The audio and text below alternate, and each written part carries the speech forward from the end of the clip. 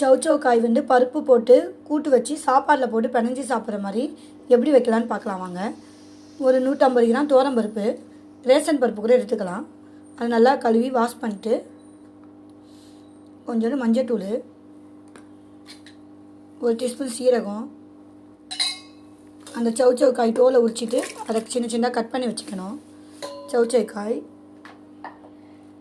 ஒரு 2 வெங்காயம், 4 தக்காளி, ஒரு 3 பச்சை மிளகாய், பூண்டு,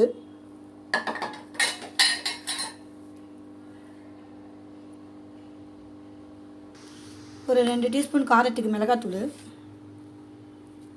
வீட்டு மிளகாத்தூள்,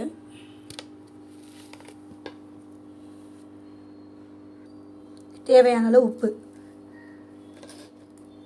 கொஞ்சம் தண்ணி ஊற்றி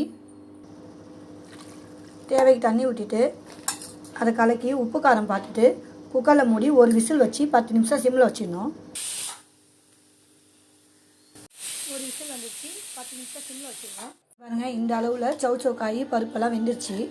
இப்போ என்ன பண்ணணும்னா அடுப்பில் ஒரு சட்டி வச்சுட்டு தேவையான அளவு எண்ணெய் ஊற்றணும் தாளிக்கிறதுக்கு.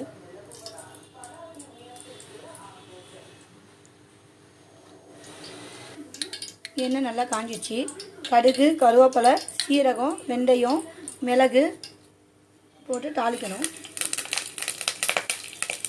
வெந்தயம்லாம் போட்டு தாளித்தோன்னா செம்ம டேஸ்ட்டாக இருக்கும், வாசனையாக இருக்கும்.